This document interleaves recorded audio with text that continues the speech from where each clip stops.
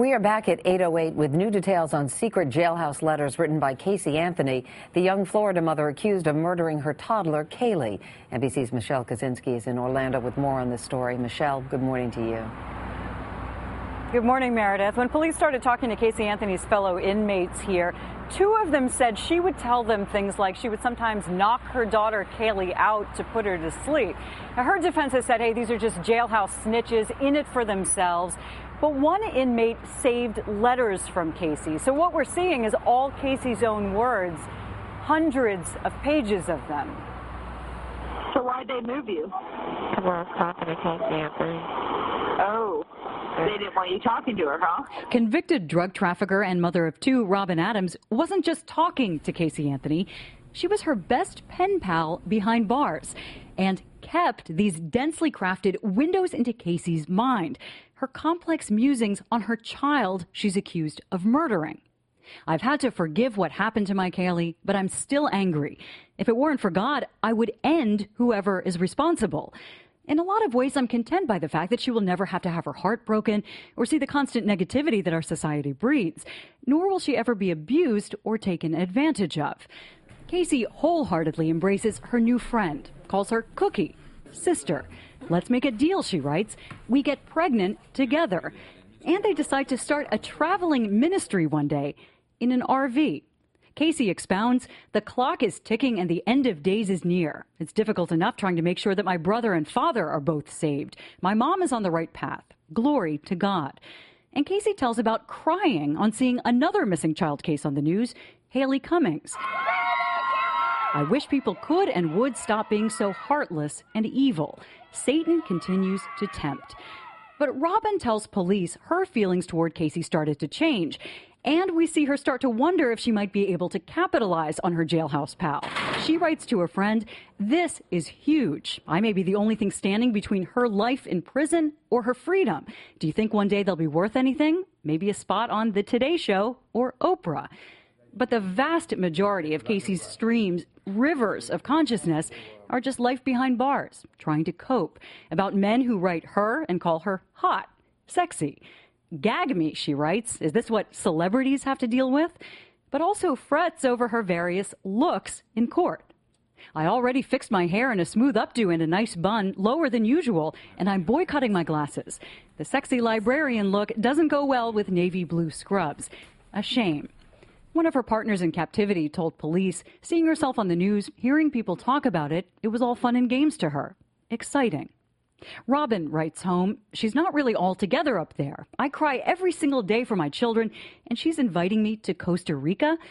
And Casey ends one of her letters to Robin, start counting the days to the RV trip.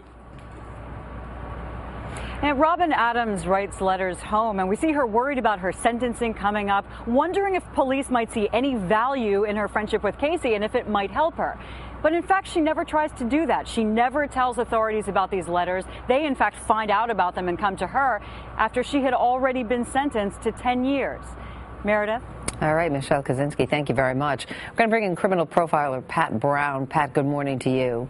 Good morning, Meredith. Let's talk big picture first. What portrait do these letters paint of Casey Anthony? Well, they're a wonderful window into how a psychopath thinks and what she's trying to accomplish.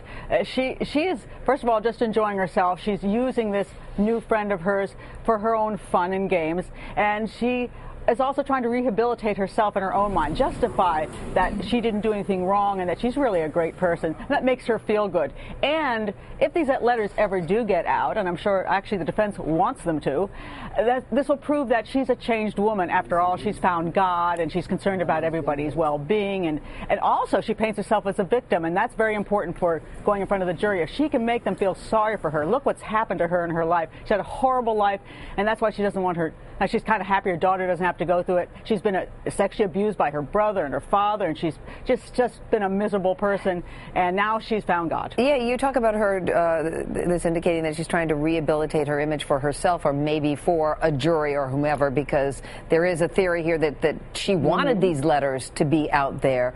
The contents of these letters, might they make a jury more sympathetic toward her?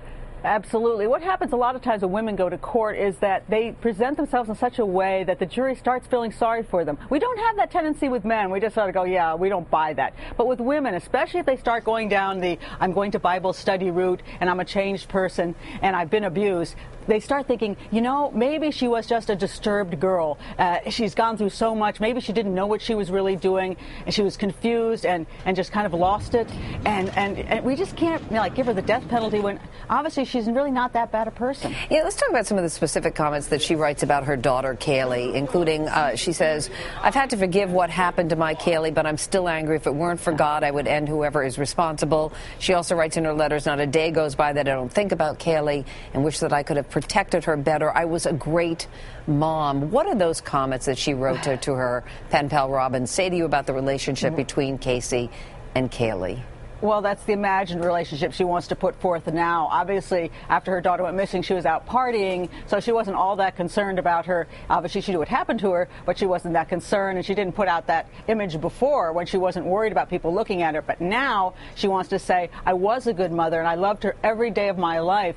But I've got such a soft heart now that I've found God that I would forgive somebody who did this. So if I would forgive somebody who would do something terrible to the daughter I loved, wouldn't you forgive me for doing something maybe if I couldn't help myself? You know, Pat, she also talks about these RV vacations with Robin and getting her hair done when she gets out of jail. That kind of girl talk, is it just simply that, or is she somebody out of touch with reality, or do you think it's all manipulation? Well, it's a combination of things. It is manipulation, but it's also the fact that she's got a lot of hours of the day and she likes to fantasize. And this is one of the problems with putting a psychopath in jail and not giving them the death penalty. They find ways to amuse themselves. They can have fun in one way or the other. If it's flirting with the guards, or if it's starting to get people on the outside to start writing you letters and feeling bad for you, or if it's going to Bible study groups and having people say, oh, you're a great person. Or sometimes you start getting on those prison dating sites and you say, wait, I'm a great gal, and then you have guys writing to you and you start love affairs, and sometimes you even get married in prison. Isn't that wonderful? So you can have a life in prison that is pretty darn good for a psychopath, and that's why I'm in support of the death penalty for that, because I don't think you can punish these kind of people enough in jail. Do you think these letters are admissible in a court of law in Florida? Do you think they will become part of any trial?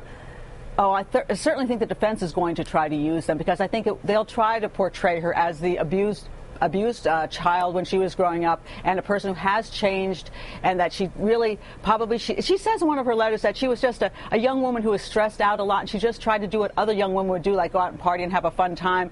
So maybe she made a mistake. Maybe she accidentally overdosed her child. She didn't do it on purpose. So they're really going to push the sympathy ploy, and I hope the prosecution, on the other hand, will try to show that these letters are the letters of a manipulative psychopath and not have the jury buy that. The defense could also point at this woman, Robin Adams, who's, you know, the prisoner pen pal, and say, well, look at her own credibility is very much in question. She's the one who just said, as was pointed out in the piece, that, you know, this is huge. I may be the only thing standing between her life in prison and her freedom. She's the one making these statements now that Casey told her, I use chloroform on my daughter occasionally if I wanted to go out at night to put her to sleep.